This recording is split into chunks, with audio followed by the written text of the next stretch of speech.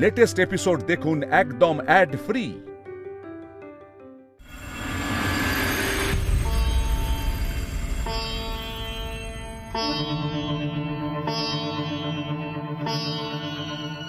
কি হলো বর্ণা, পায়চারি করছো কেন? আসলে কি বলো তো বর্ণা, তুমি না বর্ষার বিয়েটা দিতেই চাইছো না, কারণ তোমার পাত্র পছন্দ হয়নি। আর সত্যি কথা বলতে কি, বর্ষার জন্য তোমার কোনো পাত্রই পছন্দ হবে না, কারণ তুমি এই বিয়েটাই মানতে পারছো না। ঠিক বলেছো, আমি সত্যিই বিয়েটা মানতে পারছি না, কিন্তু ঠাম্মি যখন সবকিছু চুপচাপ মেনে নিয়েছে তখন তো আমি এটা নিয়ে কোনো আপত্তি করিনি, আমি এটা নিয়ে কোনো অশান্তিও করিনি, ঝগড়াও করিনি, কিচ্ছু বলিনি। কারণ আমি জানি আমি যদি এখন এটা নিয়ে একটা কথা বলি বাড়িতে একেবারে কুরুক্ষেত্র বেঁধে যাবে। কিন্তু সৃজন তাই বলে তো আমি বর্ষাকে যাত্রার হাতে তুলে দিতে পারি না। আর মার জেঠু এমন একটা ভাব করছে যেন হাতে একেবারে রত্ন পেয়ে গেছে। আচ্ছা তুমিই বলো না, একজন ডাক্তার সে সবকিছু করতে পারে একসঙ্গে, মানে দাঁত তোলা থেকে শুরু করে কানের অপারেশন সবকিছু, এটা হয়? পর্ণা, পর্ণা এমনও তো হতে পারে যে ছেলেটা বলতে চেয়েছিল যে ওর কোনো চেনাশোনা ডাক্তারকে দিয়ে করিয়ে দেবে। ও তো সবার উত্তরে এটাই বলছিল যে হয়ে যাবে, করে দেবো। আরে এরকমও তো হতে পারে যে ওর কোনো ডাক্তার বন্ধু বান্ধবকে দিয়ে করিয়ে দেবে বলতে চেয়েছে। একেবারেই কি এটা অসম্ভব তুমি বলো? নাকি এখন তুমি ভাষাতত্ত্ব নিয়ে বসবে যে না সৃজন, ও যদি এটা মিন করতো তাহলে অন্যভাবে বলতো? সত্যি আমি, কি হলো তুমি আবার এখন ল্যাপটপ নিয়ে বসলে কেন? শোনো, অমিত রায় নামে যতগুলো ডাক্তার আছে আমি এখন সবাইকে সার্চ করব। তুমি ছেলেটার নাম্বারটা দাও তো, আমি ম্যাচ করে দেখব। ব্যাস শুরু হয়ে গেল ওনার গোয়েন্দাগিরি। আর কি বলবো,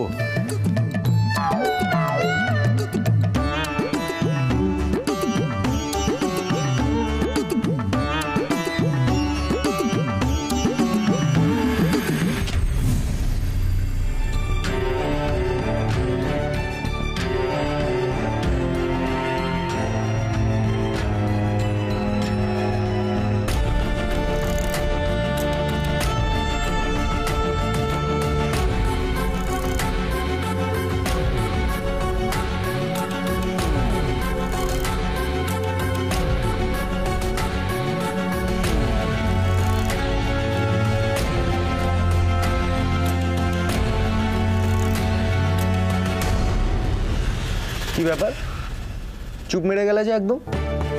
এই তো দেখো, এই যে ডক্টর অমিত রায়, দেখো দেখো কতগুলো ডিগ্রি এখানে লেখাই আছে, কত কি স্পেশালাইজেশন আছে।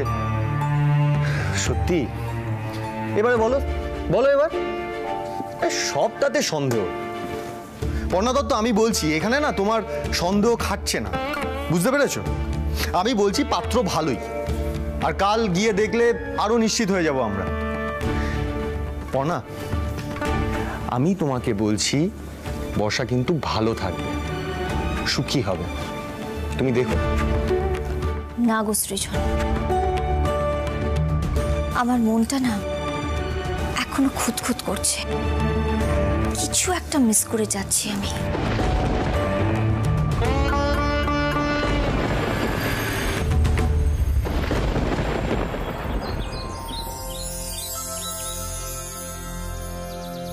মেজো খোকা, জামাই বাড়িতে জামাই দেখতে যাচ্ছ, ভালো মিষ্টি নিয়ে যাবে। আর দত্ত বাড়ির তো একটা সম্মান আছে। মেজো শোন, তুই তাড়াতাড়ি মেজো বউ আর সৃজনকে ডাক, আর সৃজনকে গাড়িটা বের করতে বল তাড়াতাড়ি। আর কৃষ্ণা, তোমাদের হলো? এসো। চলো চলো, এই তো হয়ে গেছে হয়ে গেছে। এসো, দেরি হয়ে গেছে। এই তো মেজো কাকি একেবারে তৈরি। ঠাম্মি দেখো কেমন একটা শাশুড়ি শাশুড়ি ভাব লাগছে না, জামাই দেখতে যাচ্ছে বলে কথা, তাই না? আর কিন্তু সৃজন কোথায়? হ্যাঁ সৃজন বাবু, সৃজন, হ্যাঁ আসি আসি, এই তো হয়ে গেছে, এসো এসো, তাড়াতাড়ি আয় তাড়াতাড়ি আয়।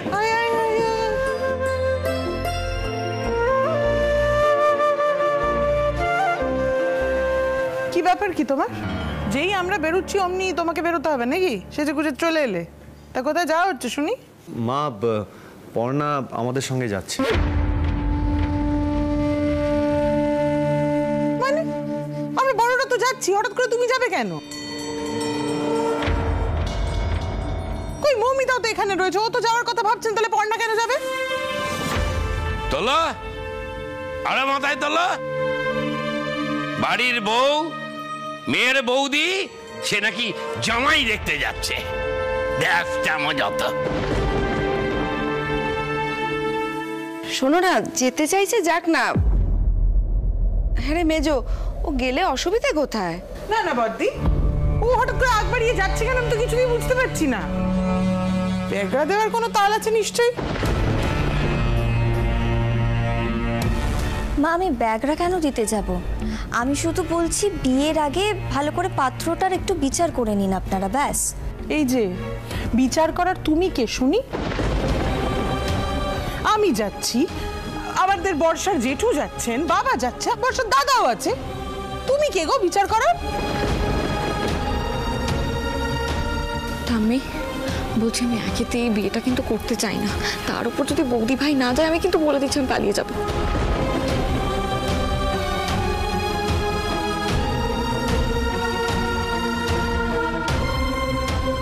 মেজ বৌমা, এই বাড়িতে বর্ষার ভালো বন্ধু হচ্ছে পর্ণা।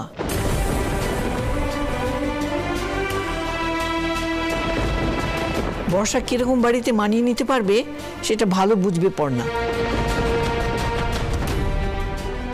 ওকে নিয়ে যাও, কি অসুবিধে?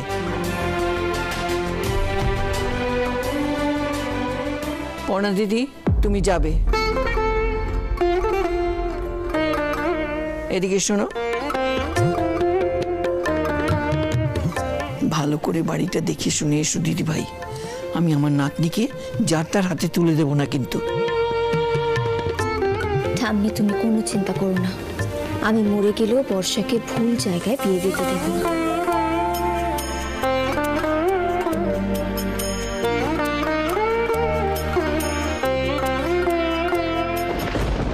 বাবু দেখ কিরকম গুজুর গুজুর করছে তোর বউ।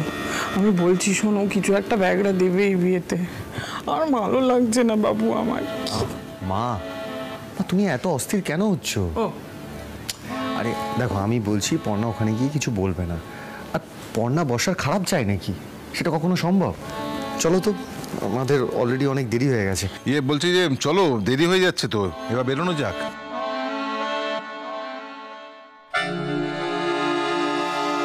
ওখানে গিয়ে পর্ণা যাতে কোনো গন্ডগোল না করে সেটা দেখার দায়িত্ব কিন্তু তোমার। কি বলবো দাদা, কত যেন আমার কথা শোনে। তবে হ্যাঁ, আজকে আমি ওকে কোনো মতেই বিয়েতে ভাঙচি দিতে দেবো না। মা, বেরোলাম। দুর্গা দুর্গা দুর্গা। এসো এসো, চলো, দেরি হয়ে যাচ্ছে। সাবধানে যেও। চলো, হ্যাঁ চলে এসো।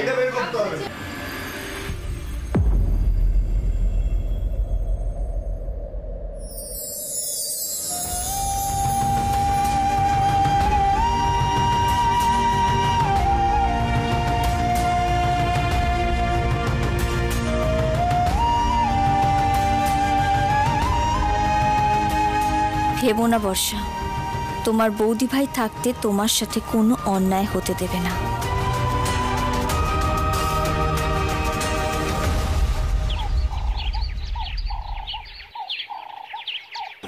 সৃজন, তুই গাড়িটা বের কর, আমি ততক্ষণে একটু মিষ্টিটা কিনে আনি। হ্যাঁ হ্যাঁ, যাচ্ছি যাচ্ছি। শোনো শোনো, বলছি 20 টাকা কমলাভোগটা নেবে কিন্তু। হ্যাঁ হ্যাঁ, 20 টাকার সাইজের কমলাভোগ?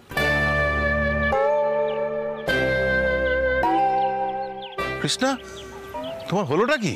বুকে বুকে কথা বলো না তো। আমি কি ঠিক জায়গায় ঠিক খরচটা করতে কোনোদিন বাধা দিয়েছি নাকি?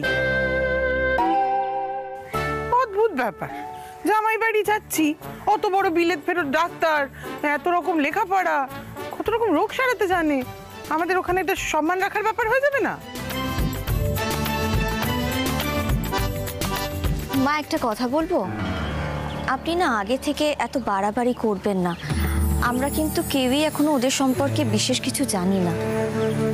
এই যে বলছি শোনো পর্ণা, তুমি কি জানো বা জানো না সে নিয়ে আমার বিন্দুমাত্র কোনো আগ্রহ নেই। আর আমি যদি বাড়াবাড়ি করে থাকি তাহলে বেশ করেছি। আমি তো আমার জামাই দেখতে চাচ্ছি নাকি, সব তাতে ওস্তাদি করতে চলে আসে।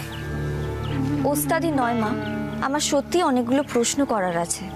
দেখেছেন তো দাদা, দেখুন জামাই ওর থেকে বেশি বিদ্বান কিনা, তাই ওর সমানে খটকাই লেগে যাচ্ছে। মানে এটা কি পড়না? তোমার যা বলার আছে এখানে বলো, ওখানে গিয়ে একটাও বাড়তি কথা তুমি বলবে না। ও বাড়িতে কোনো কাঁইকিচির আমি চাইছি না।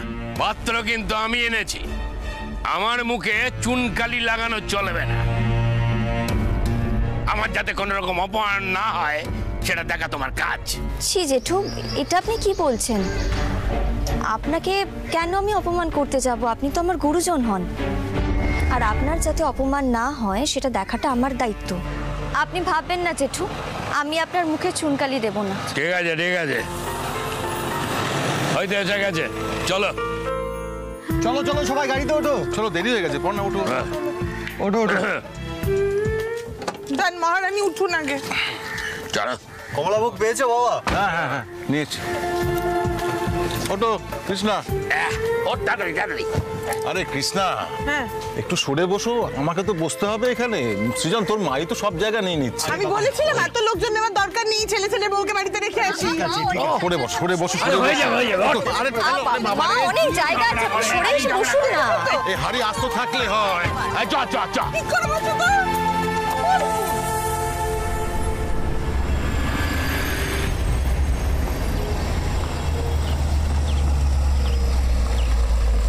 দাঁড়া দাঁড়া দাঁড়া দাঁড়া, ওই তো নানবাবু দাঁড়িয়ে আছেন। আরে আসুন আসুন, আপনাদের জন্য অপেক্ষা করছি, আসুন। তোমরা নামো, আমি গাড়িটা পার্ক করে আসি।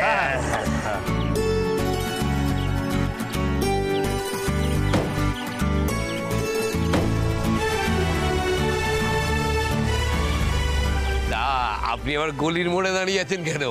না না, আসলে আমাদের গলিটা সবাই মিস করে তো, তাই আপনাদের যেন কোনো অসুবিধা না হয় তাই এসে দাঁড়িয়েছি। আসুন না। চলুন। কোন দিকে?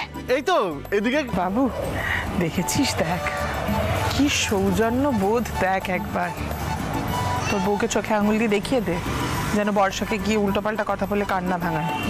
বুঝেছিস? মেয়ে যে আমার কত বড় ভাগ্যবতী সেটা যেন বলে গিয়ে। আসুন না, এই সামনে ডান দিকের গলিতে।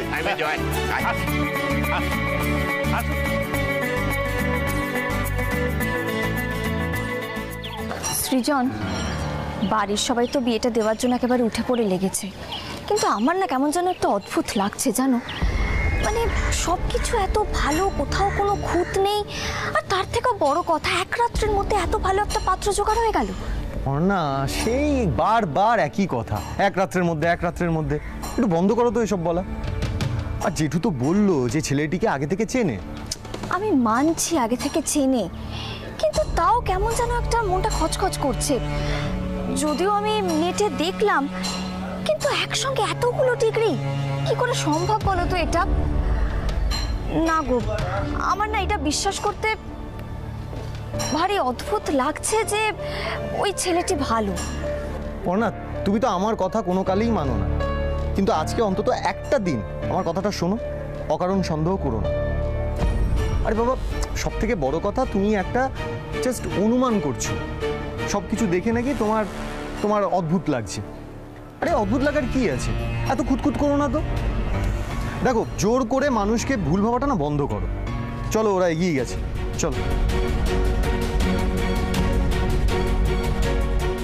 যে যাই বলুক যোগ্য দাদা, আমার মনটা খচখচ করেই চলেছে।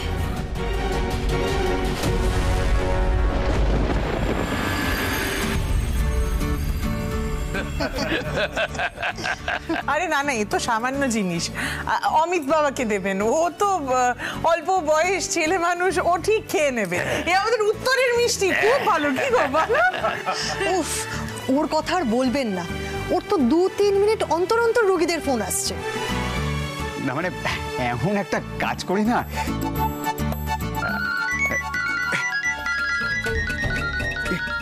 এক মিনিট। ছেলের কি নাওয়া খাওয়ার সময় আছে বলুন? হ্যালো, কোথায়? ঘাড়ে? আরে একটা পেন কিলার দিয়ে দিন, পেন কিলার।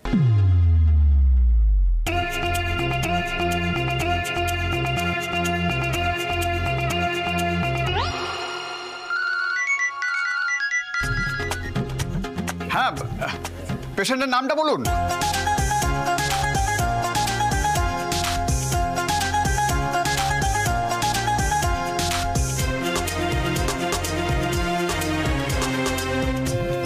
দেখেছেন তো অবস্থা ছেলের? সেদিনকে যখন আপনাদের বাড়িতে গেছিল ওইটুকু সময় শুধু অফ ছিল, তারপর বেরিয়েই আবার শুরু হয়ে গেছে ফোন আসা। সেই জন্য আপনারা কিছু বুঝতে পারেননি।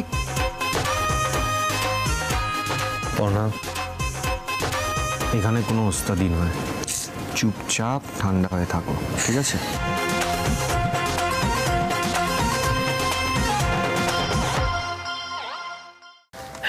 সিঙ্গাড়াটা ভালো, খান।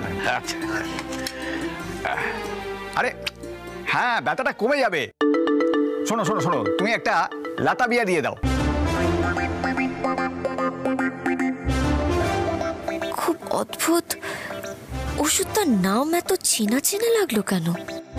হ্যাঁ, দুটো ট্যাবলেট একসঙ্গে দেবে। একটা দিলে কিন্তু হবে না, দুটো একসঙ্গে দিতে হবে। হ্যাঁ, আর শোনো শোনো, হ্যালো, কেমন থাকে একটু জানিও।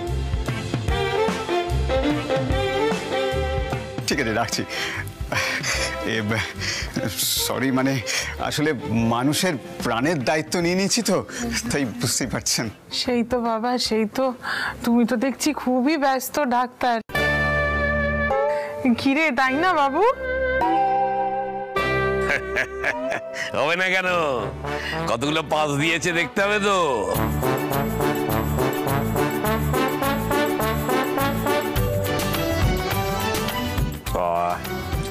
সিঙ্গাড়াটা কিন্তু খুব মুচমুচে। দাদা বলছিলাম, ওনাদের তাহলে আপনি জানিয়ে দিন পাত্র আমাদের পছন্দ হয়েছে।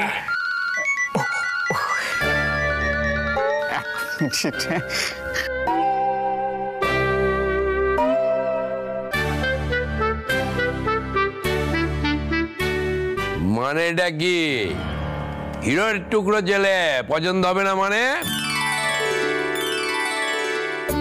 নারায়ণ বাবু, হ্যাঁ, এবার তাহলে সরাসরি কথাটা হোক। হ্যাঁ হ্যাঁ, নিশ্চয়ই নিশ্চয়ই। তবে অমিতের কি মত সেটাও তো জানতে হবে। ওর বর্ষাকে পছন্দ হয়েছে তো? হ্যাঁ, আসলে অমিতের মতটাও তো স্পষ্টভাবে জানা দরকার। দেখো কাণ্ড, ছেলেকে আমার ডেকে না বসালে তো মুশকিল। আসলে আমার ছেলে না খুব কাজ পাগল।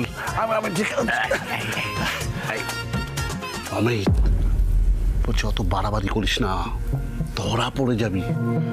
আচ্ছা, তোকে কে ওষুধের নাম বলতে বলছে বলতো? তুই কি ওষুধের নাম জানিস? আরে বাবা ছাড়ো তো, আমিও যেমন জানি না ওরাও তেমন জানে না। ওরাও সব বুঝবে না রে বাবা।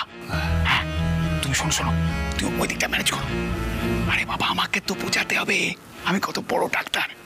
হ্যাঁ, ছেলেটা এত বেশি ব্যস্ততা দেখাচ্ছে যে ওর সঙ্গে ভালো করে কথা বলার সুযোগই পাচ্ছি না। নাকি আমিই ভুল ভাবছি? ও হয়তো সত্যি সত্যি খুব ব্যস্ত ডাক্তার। ঠিক আছে, বারবার বলাতে না আমার উপর রাগ দেখালো, বুঝতে পেরেছেন? হ্যাঁ, এ তো ভালো কথা। কাজের প্রতি সিরিয়াস না থাকলে চলবে কেন? হ্যাঁ, মানে এ তো আর এখানে সেখানে ঘুরে ঘুরে খবর জোগাড় করার কাজ নয়। এ হচ্ছে মানুষের প্রাণ বাঁচানোর কাজ, মহৎ কাজ। মা, এখানে কোনো কথা নয়। সরি, মানে হাসপাতাল থেকে বারবার ফোন করছে তো, তাই আর কি। মানে কোন হাসপাতাল?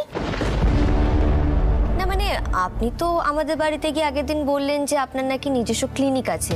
তা আপনি কি কোনো হাসপাতালের সাথে যুক্ত আছেন?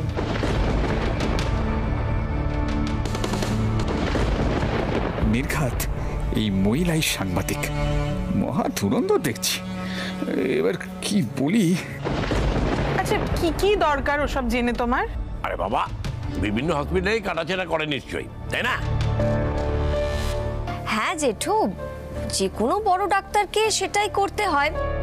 সেই জন্যই তো জিজ্ঞাসা করছি, আপনি কোন কোন হাসপাতালের সাথে যুক্ত আছেন? এই মহিলার হাত থেকে একমাত্র ফোনই আমাকে বাঁচাতে পারে।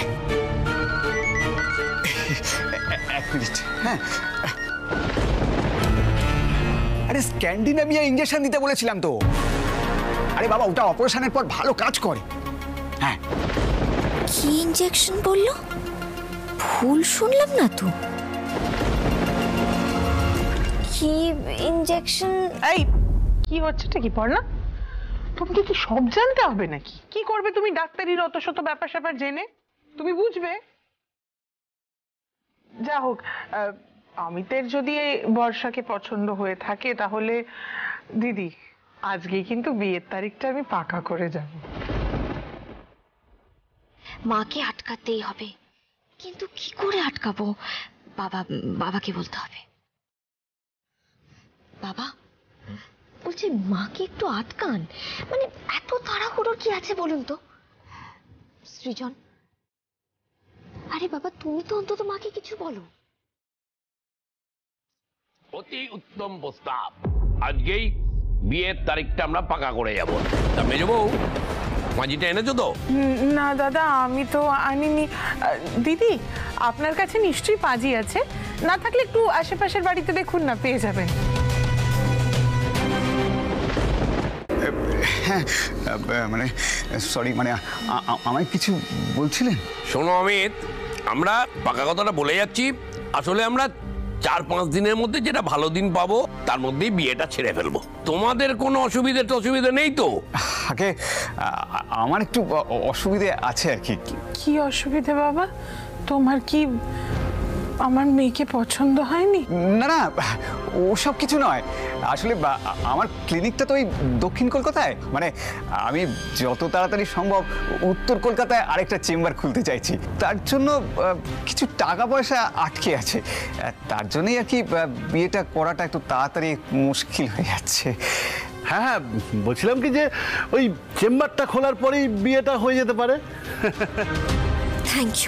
থ্যাংক ইউ যোগ্য দাদা। হাতে তো অন্তত এইটুকু সময় পাওয়া গেল।